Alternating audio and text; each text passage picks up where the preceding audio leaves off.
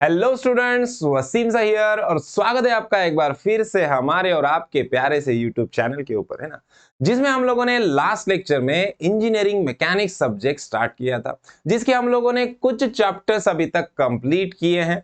आज हम लोग एक नया चैप्टर स्टार्ट करने वाले हैं जो कि बहुत ही इंपॉर्टेंट चैप्टर है। थोड़ा सा डिफिकल्ट चैप्टर है, स्टूडेंट्स को थोड़ा सा डिफिकल्ट जाता है, उसको एकदम इजी बना के आज हम लोग आपके सामने पेश करने वाले हैं ना। सो हम लोग स्टार्ट करने वाले हैं आज चैप्टर फ्रिक्शन, है ना। तो फ्रिक्शन स्टार्ट करने वाले, तो फ्रिक्शन के थ्योरेटिकल पार्ट के पीछे हम लोग नहीं जाएंगे, है ना। हम लोग डायरेक्टली न्यूमेरिकल्स आज स्टार्ट करने वाले हैं क्योंकि टाइम कम है हमारे पास, है ना। सो बेसिकली तीन टाइप के न्यूमेरिकल्स हम लोग को फ्रिक्शन में पूछा जाता है ना। तीन टाइप्स के न्यूमेरिकल्स होते हैं। एक होता है ब्लॉक फ्रिक्शन के ऊपर, दूसरा वाला होता है लैडर फ्रिक्शन के ऊपर और थर्ड वाला होता है वेज फ्रिक्शन के ऊपर, है ना। वेज वाले जो प्रॉब्लम होते हैं वो थोड़े से ज्यादा डिफिकल्ट होते हैं ना। तो सब में पहले हम लोग ब्लॉक फ्रिक्शन से प्रॉब्लम स्टार्ट करने वाले हैं आज। तो ब्लॉक फ्रिक्शन की प्रॉब्लम आज हम लोग स्टार्ट करने वाले हैं। तो पहला प्रॉब्लम आज हम लोग लेने वाले हैं जिसमें डायग्राम ऑलरेडी गिवन है, जो मैंने यहाँ पे ऑलरेडी ड्रॉ करके रखा है ना। तो चलो प्रॉब्लम की स्टेटमेंट की तरफ बढ़ते हैं और प्रॉब्लम को स्टार्ट करते हैं। तो देखो प्रॉब्लम का स्टेटमेंट एकदम सिंपल सा है। देखो क्या दिया है हम लोग को। A block of weight 800 Newton is acted upon by a horizontal force P as shown in figure. Diagram दिया हुआ है हम लोग, है ना। If the coefficient of friction between the block and the inclined plane, if the coefficient of friction between the block and the inclined plane is 0.35, coefficient of friction मतलब क्या होता है, म्यू दिया है अपने को, है ना। तो coefficient of friction दिया है 0.35. Determine the value of P for impending motion up the plane, है ना। तो हम लोग को क्या करना है, हम लोग को फोर्स P का वैल्यू निकालना है ताकि इस ब्लॉक का जो मोशन है वो अपवर्ड होना चाहिए, अप दी प्लेन बोला है ना। Impending the motion up the plane, इसका मोशन कैसा होना चाहिए, अपवर्ड होना चाहिए। एक चीज क्लियर किया है। सेकेंड चीज हम लोग को क्या क्या दिया है, देखो इसका वेट दिया है अपने को, है ना। ब्लॉक का वेट दिया है, वेट ऑफ द ब्लॉक कितना दिया है हम लोग को, 800 न्यूटन दिया है। और क्या दिया है, और अपने को coefficient of friction that is mu की वैल्यू दिया है, कितनी दिया है, 0.35 दिया है। ये दो चीजें दिया है अपने को, है ना। और P का वैल्यू अपने को निकालना है ताकि इस ब्लॉक का मोशन कैसे हो, अपवर्ड हो। तो मोशन ऑफ द ब्लॉक अपने को दिया है, सबसे इंपॉर्टेंट होता है, बहुत इंपॉर्टेंट होता है। देखो दो तीन चीजें बहुत अच्छे से याद रखनी है। मोशन किधर होने वाला है ब्लॉक का, ये सबसे की पॉइंट है। मोशन किधर होने वाला है ये पता होना बहुत जरूरी है, क्योंकि मोशन के अपोजिट डायरेक्शन में फ्रिक्शनल फोर्स एक्ट होने वाला है। एक चीज पक्का याद रखो, मोशन पता करना है ब्लॉक का किधर होगा, और जिस डायरेक्शन में मोशन होगा उसके एग्जैक्टली अपोजिट डायरेक्शन में फ्रिक्शनल फोर्स रहने वाला है। Frictional force always act opposite to the direction of motion, पक्का याद रखना, ठीक है। तो देखो हमारा मोशन होने वाला है अपवर्ड, ऐसे, है ना। तो फ्रिक्शनल फोर्स ऑब्वियसली डाउनवर्ड होगा, है ना। इस डायरेक्शन में मोशन होगा तो फ्रिक्शनल फोर्स डाउनवर्ड डायरेक्शन में होगा। तो चलो अब डायरेक्टली एफबीडी की तरफ बढ़ते हैं। ब्लॉक का अपने को एफबीडी निकालना है। एफबीडी निकालने के लिए हम लोग क्या करेंगे, हम लोग सारे फोर्सेस इसके ऊपर बताएंगे, कौन से फोर्सेस एक्ट हो रहे हैं। सब में पहले ये अपने को पता करना है। अब यहाँ पे पी फोर्स तो अपने को दिया है जो हॉरिजॉन्टल है। अब इसका वेट रहेगा, वेट ऑफ द ब्लॉक कैसा रहेगा, डाउनवर्ड रहेगा, है ना। वर्टिकली डाउनवर्ड ये रहेगा हमारा वेट ऑफ द ब्लॉक, कितना है, 800 न्यूटन। अब उसके बाद और सेकंड चीज क्या होती है, अगर आप सारे फोर्सेस को सेंटर से बताओगे ना तो इजी हो जाएगा आपको एंगल्स फाइंड आउट करने में और रिजॉल्व करने में, है ना।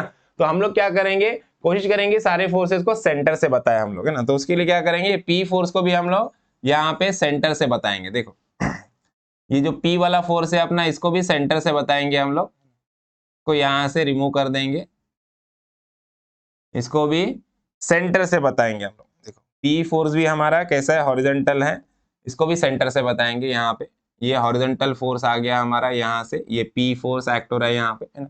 और क्या एक्ट हो रहा है, और देखो अभी इस ब्लॉक का वेट जो है इस सरफेस पे आ रहा है, तो सरफेस से ब्लॉक के ऊपर क्या होगा, रिएक्शन एक्ट होगा, है ना। इक्विलिब्रियम में देखा हम लोगों ने ना, इक्विलिब्रियम के सारे प्रॉब्लम में हम लोग सीखा कि ब्लॉक का वेट आ रहा है सरफेस के ऊपर, तो सरफेस से ब्लॉक के ऊपर क्या होगा, एक रिएक्शन क्रिएट होगी। और ये रिएक्शन कैसी रहेगी, ये रिएक्शन रहेगी परपेंडिकुलर टू दी सरफेस। ये हमारा है सरफेस, तो इसको एग्जैक्टली परपेंडिकुलर रिएक्शन यहाँ पे एक्ट होने वाली है, ऐसे ये एग्जैक्टली इसको परपेंडिकुलर रहेगी। इसको नाम दे देंगे हम लोग R reaction, R perpendicular to the block, okay. अब और एक नया फोर्स यहाँ पे इंट्रोड्यूस होता है, that is the force of friction. अब दो ऑब्जेक्ट एक दूसरे के कांटेक्ट में हैं और दोनों के बीच में रिलेटिव मोशन है, वो मूव कर रहे हैं या मूव नहीं भी कर रहे हैं, तो क्या होता है, उनके बीच में एक फोर्स ऑफ फ्रिक्शन एक्ट होता है। फोर्स ऑफ फ्रिक्शन मतलब जो अपोज करता है मोशन को अपोज करने वाला force, that is called force of friction. ठीक है, तो फोर्स ऑफ फ्रिक्शन हमेशा कैसा होता है, मोशन के अपोजिट डायरेक्शन में होता है। तो ऑब्जेक्ट का मोशन कैसा है, अपवर्ड है, impending motion in the up the plane बोला है, मतलब अपवर्ड मोशन है ऑब्जेक्ट का, तो फ्रिक्शनल फोर्स ऐसे डाउनवर्ड रहेगा, है ना। फ्रिक्शनल फोर्स हमेशा सरफेस को पैरेलल होता है, कभी भी याद रखो, पक्का याद रखना है।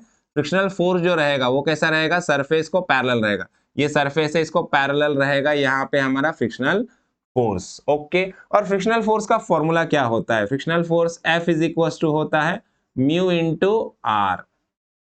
Okay, so frictional force F is equal to यहाँ पे क्या हो जाएगा, म्यू की वैल्यू अपने को दिया है कितना है 0.35, तो यहाँ पे 0.35 R मैं यहाँ पे लिख देता हूँ। ठीक है, तो F की वैल्यू अपने को क्या मिली, 0.35 R मिली है, ये पक्का याद रखना है। ठीक है, अब नेक्स्ट देखो, फोर्सेस अपने को मिल चुके हैं, अब अपने को क्या चाहिए, अब हम लोग को सबके एंगल चाहिए हॉरिजॉन्टल और वर्टिकल से, ताकि हम लोग इनको रिजॉल्व कर सके। करना क्या है, करना वही है जो हम लोग स्टार्टिंग से करते आ रहे, F of X is equal to 0, F of Y equal to 0, equilibrium की कंडीशंस यूज करना है अपने को, है ना। एफ ऑफ एक्स 0 और एफ ऑफ वाई 0, ये दो कंडीशंस का यूज करके अपने को पी का वैल्यू फाइंड आउट करना है। तो उसके लिए हम लोग को ये जो दो इंक्लाइन फोर्सेस है, ये आर और एफ, इन दोनों को रिजॉल्व करना है। अब इनको रिजॉल्व करने के लिए आपको क्या चाहिए, आपको इनके एंगल्स चाहिए, एक तो हॉरिजॉन्टल या फिर वर्टिकल से। ठीक है, उसके लिए वापस से वही कंसेप्ट हमारा, देखो ये है हमारा सरफेस और ये है हमारी रिएक्शन। सरफेस का एंगल हम लोग को कहां से पता है, हॉरिजॉन्टल से पता है, तो इसकी जो परपेंडिकुलर रिएक्शन रहेगी उसका एंगल वर्टिकल से कितना हो जाएगा, सेम रहेगा 25 डिग्री, है ना। इक्विलिब्रियम में सीखा हम लोगों ने, सिखाया मैंने आपको, जब भी सरफेस रहेगा कोई इंक्लाइंड, और इंक्लाइंड रहने दो, हॉरिजॉन्टल रहने दो, वर्टिकल रहने दो, उसकी जो परपेंडिकुलर रिएक्शन रहेगी उसका एंगल वर्टिकल से, और इधर हॉरिजॉन्टल से दिया तो वर्टिकल से एंगल सेम हो जाएगा, अगर इधर सरफेस का एंगल वर्टिकल से दिया तो इधर हॉरिजॉन्टल से सेम हो जाएगा। ये पक्का याद रखना है, बहुत काम की चीज है, देखो, है ना। तो यहाँ पे ये वाला एंगल मिल गया अपने को 25 डिग्री। अब सेकंड चीज क्या याद रखना है आपको, आपको ये चीज याद रखना है कि हमारे सरफेस को फ्रिक्शनल फोर्स कैसा होता है, पैरेलल होता है, सरफेस को फ्रिक्शनल फोर्स पैरेलल, है ना। अब देखो सरफेस का एंगल हॉरिजॉन्टल से 25 है, तो फ्रिक्शनल फोर्स का एंगल भी हॉरिजॉन्टल से कितना होगा, 25 डिग्री होगा, है ना, क्योंकि ये दो लाइन एक दूसरे को पैरेलल है, यहाँ पे हॉरिजॉन्टल लाइन, इधर भी हॉरिजॉन्टल लाइन, तो हॉरिजॉन्टल हॉरिजॉन्टल का एंगल पैरेलल लाइन से कितना होगा, सेम होगा। इसका 25 है तो इसका भी कितना होगा, 25 डिग्री होगा। ओके, एकदम इजी था, समझ में आ गया, रिजॉल्व कर दिया फोर्सेस को। अब क्या करना है, अब कंपोनेंट फाइंड आउट करो, इनको रिजॉल्व कर दो, एंगल मिल गया, अब रिजॉल्व करना है, देखो, है ना।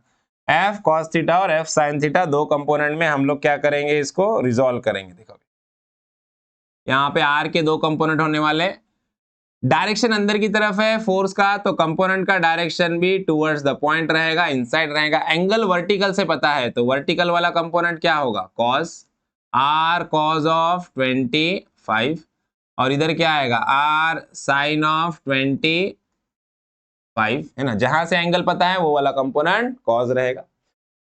सिमिलरली यहाँ पे देखो, इसके दो कंपोनेंट हो जाएंगे, एफ कॉस थीटा और एफ साइन थीटा। एंगल कहां से पता है इसका, हॉरिजॉन्टल से के वर्टिकल से, एंगल पता है हॉरिजॉन्टल से, तो हॉरिजॉन्टल वाला कंपोनेंट क्या होगा, कॉस, है ना। अब एफ के जगह पे मैं पुट करता हूं 0.35 R, F is equal to क्या है, 0.35 आर है, तो यहाँ पे मैं क्या लिखूंगा, 0.35 आर, है ना।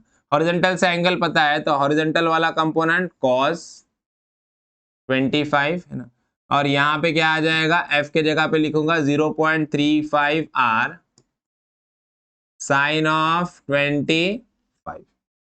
ओके, कॉस और साइन दोनों कंपोनेंट अपने को मिल चुके हैं। अब क्या करना है, अब वही f of x 0, f of y 0, सब में पहले क्या करे, f ऑफ x करे कि f ऑफ y करे, तो निकालना क्या है, p निकालना, p हॉरिजॉन्टल है ना, p हॉरिजॉन्टल है, तो सब में पहले f ऑफ x करके फायदा ही नहीं, डायरेक्ट अपने को p नहीं मिलने वाला, सब में पहले f of y equals to 0 करो, है ना, वहां से अपने को r की वैल्यू मिलेगी, देखो, है ना। सब में पहले क्या करेंगे हम लोग, f of y equals to 0, है ना। क्या होता है consideration, upward forces positive and downward forces negative. Vertical forces का सिंपल एडिशन करना है, देखो वर्टिकल कौन से, ये वाला फोर्स जा रहा है अपवर्ड, r cos 25, है ना, तो इसको लिख दो r cos ऑफ 25, है ना, ये आया अपना पॉजिटिव। उसके बाद और कोई अपवर्ड फोर्स है, वर्टिकल अपवर्ड नहीं है। अब ये डाउनवर्ड फोर्स देखो 800 न्यूटन का डाउनवर्ड फोर्स है, तो यहाँ पे लिखेंगे -800। उसके बाद ये वाला फोर्स भी डाउनवर्ड है 0.35 आर वाला है ना, तो इसको भी लिख दो माइनस में 0.35 आर है ना, क्या दिया है साइन ऑफ 25, साइन ऑफ 25। और कोई फोर्स बचा है क्या? नहीं है, तीन ही फोर्स है 1 2 3 थे, इज इक्वल टू 0। निकालना क्या है हम लोग को? आर निकालना है। आर के कंपोनेंट इधर रखो, ये -800 को उधर भेज दो। अगर आपका कैलकुलेशन अच्छा है, कैलसी का यूज अच्छे से करने आता है, तो यहीं पे आपको क्या करना है, शिफ्ट सॉल्व में वैल्यू पुट कर दो, है ना। एक्स पुट करो यहाँ पे आर के जगह पे, है ना, और वहां से आपको डायरेक्ट आर का वैल्यू मिल जाएगा। लेकिन अगर प्रॉब्लम हो रहा है, नहीं समझ में आ रहा है, तो स्टेप वाइज करो, मैं बताता हूँ कैसे करना है। ये -800 है, इसको उधर लेके जाओ, है ना, और बाकी ये दो वैल्यू इधर रहने दो, आर कॉज ऑफ 25 है ना, -0.35 आर साइन ऑफ 25। ठीक है, ये -800 है, इधर गया तो क्या हो जाएगा +800। यहीं पे भी आ रहे, यहाँ पे भी आ रहे, आर को कॉमन ले लो दोनों में से, आर कॉमन ले लेंगे तो यहाँ पे क्या बचेगा ब्रैकेट में, cos 25 minus 0.35 sine 25 is equal to 800। अब आर के साथ ये सारा ब्रैकेट का वैल्यू मल्टीप्लीकेशन में, इसको उधर लेके जाओ, डिवीजन में जाएगा, और यहां से अपने को आर मिलेगा, देखो 800 अपॉन क्या आ जाएगा, ये सारा वैल्यू आ जाएगा cos 25 माइनस 0.35 साइन 25। अब ये टर्म अच्छे से कैल्सी में पुट करना है और कैलकुलेट करना है, तो यहां से आपको वैल्यूज मिलेगा, देखो है ना, कैल्सी में पुट कर लेते हैं इसको, प्रॉपरली ब्रैकेट पुट करना है प्रॉपरली, तो आंसर बराबर आएगा। देखो नीचे कितना है अपना, cos 25 माइनस 0.35 साइन 25। ओके, कितना आ रहा है आंसर? आ रहा है हमारा 1054.86। देखो कितना आ रहा है, 1054.86 न्यूटन, है ना। हमारा वेट न्यूटन में है, तो रिएक्शन भी कैसा रहेगा, न्यूटन में रहेगा। 1054.86 न्यूटन ये मिला हम लोग को, आर रिएक्शन मिल चुका है। अब क्या करना है, सेकंड स्टेप हमारा एफ ऑफ वाई किया हम लोगों ने, अब F of X equal to 0 करेंगे, और वहां से बाकी की वैल्यू अपने को मिलने वाली है। देखो तो इसको थोड़ा सा हम लोग ऊपर की तरफ शिफ्ट कर देते हैं, चलो ठीक है। तो अभी हम लोग F of X equal to 0 करेंगे, एफ ऑफ एक्स 0 करेंगे, और वहां से अपने को आगे का वैल्यू मिलेगा, right word positive and left word negative. देखो एफ ऑफ एक्स इक्वल 0 करेंगे तो राइट वर्ड कौन जा रहा है, राइट वर्ड 4 जा रहा है अपना, पी, तो पी आएगा प्लस पी, है ना। उसके बाद लेफ्ट में कौन कौन आ रहा है, ये दो लेफ्ट में आ रहा है, 0.35 आर cos 25 है ना, तो माइनस 0.35 आर है ना, cos 25 है ना, 0.35 आर cos ऑफ 25 है ना। और उसके बाद ये वाला भी देखो आर साइन 25, ये भी लेफ्ट में जा रहा है, तो इसको भी लिखेंगे minus R sine of 25 is equal to 0। तीन फोर्सेस है, आगे तीनों फोर्सेस। अब क्या करना है, पी निकालना है, ये सारे टर्म्स को उधर भेज दो, और आर की अपने पास वैल्यू है, पी पॉजिटिव है तो पी को इधर ही रखो, ये दोनों नेगेटिव है इनको उधर भेज दो, इज इक्वल टू के प्लस हो जाएंगे। देखो ये माइनस है, इधर आके क्या हो गया, प्लस 0.35। आर का वैल्यू अभी अभी हम लोगों ने निकाला है, पुट कर दो, है ना। देखो कितना है हमारा वैल्यू, आर का वैल्यू है 1054.86 है ना, cos 25 एज इट इज रहेगा, माइनस अगेन आर आया, आर का वैल्यू पुट कर दो, कितना है 1054.86 साइन ऑफ 25, ये माइनस है, उधर गया तो क्या हो गया, प्लस हो गया, इज इक्वल टू के वो साइड लेके गया, हम लोग वैल्यू पुट कर दी। अब क्या करना है, अब कैलकुलेट करना है और आंसर निकालना है, सिंपल है ना। देखो 0.35 into 1054.86 cos of 25 plus 1054.86 sine of 25 है ना। तो यहां से अपने को P का वैल्यू मिल जाएगा, P जो हमारा फोर्स है उसका वैल्यू मिल जाएगा 780.4 है ना। कितना मिला? 780.4 न्यूटन। ये मिल गया P फोर्स का वैल्यू। तो ये जो हमारा 800 न्यूटन का ब्लॉक है जो 25 डिग्री के इंक्लाइन प्लेन पे है, तो इसको हम लोग को कितने अमाउंट ऑफ हॉरिजॉन्टल फोर्स इसके ऊपर अप्लाई करना पड़ेगा ताकि इसका मोशन अपवर्ड होगा, वो फोर्स की वैल्यू है 780.4 न्यूटन। समझ में आया? तो यहां पे हमारा प्रॉब्लम खत्म होता है। आई होप आपको प्रॉब्लम अच्छे से समझ में आया है। वीडियो अच्छा लगा है तो वीडियो को लाइक कीजिए, ज्यादा से ज्यादा अपने दोस्तों के साथ शेयर कीजिए और चैनल को सब्सक्राइब करना ना भूलिए। तो मिलते हैं नेक्स्ट वीडियो में नेक्स्ट प्रॉब्लम के साथ। तब तक के लिए थैंक यू, बाय बाय।